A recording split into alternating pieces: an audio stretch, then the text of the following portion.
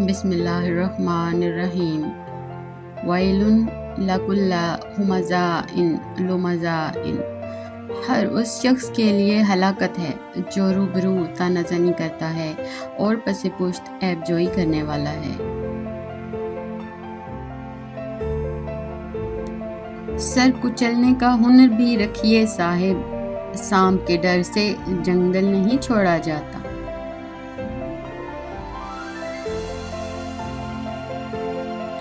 بعض دفعہ لوگ خاموش انسان کو اندھا بھی سمجھ لیتے ہیں۔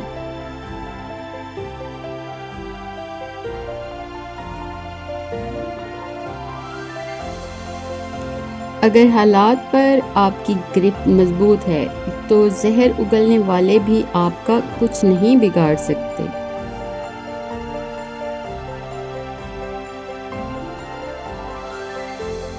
اپنے حقوق کا دفاع خود کرنا سیکھو۔ لشکر کا انتظار اکثر تمہاری جیت کو ہار میں بدل دیتا ہے۔ جنگ لازم ہو تو لشکر نہیں دیکھے جاتے۔ سنبھال رکھے ہیں میں نے بھی یار درینے، معلوم نہیں سانپ ہیں وہ یا ہیں نگینے۔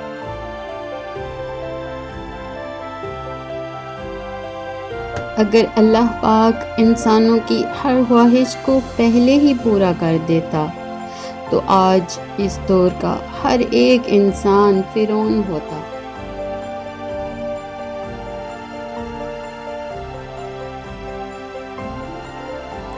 تو کسی دن کہیں بے موت مارا نہ جائے، تو کسی دن کہیں بے موت مارا نہ جائے، تو نے یاروں کو مددگار سمجھ رکھا ہے۔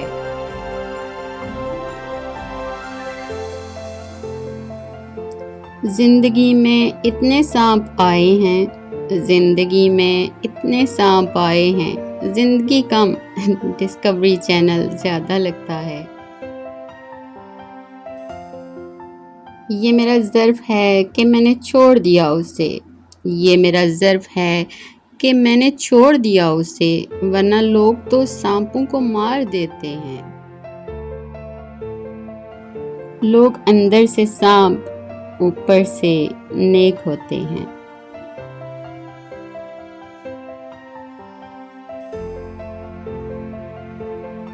مکافات عمل ہے ذرا انتظار کر، مکافات عمل ہے ذرا انتظار کر، نکلے گا سانپ تیری بھی آستینوں سے۔ کچھ لوگ زہر اگلنے کے بعد بھی کہتے ہیں کہ میرا مطلب تمہیں تکلیف پہنچانے کا نہیں تھا۔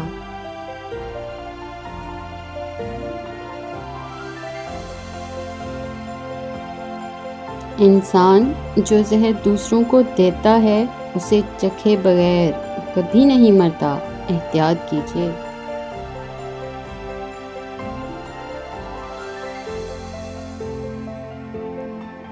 آستین کے سانپ ہمیشہ خوبصورت اور معصوم ہوتے ہیں، ان سے بہت احتیاط کریں۔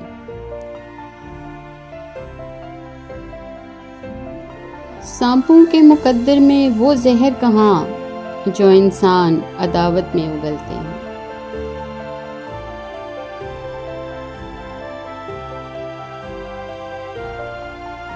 یہ جو ساتھ بیٹھ کر ہنستے ہیں یہی تو سانپ بن کر ڈستے ہیں۔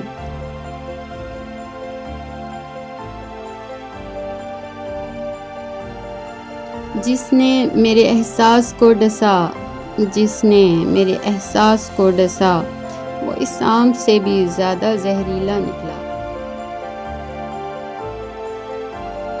دشمنوں سے کیا شکوہ کیا گلہ رقیبوں سے، دشمنوں سے کیا شکوہ کیا گلہ رقیبوں سے، یہ سانپ آستینوں میں ہم نے خود ہی پالے ہیں۔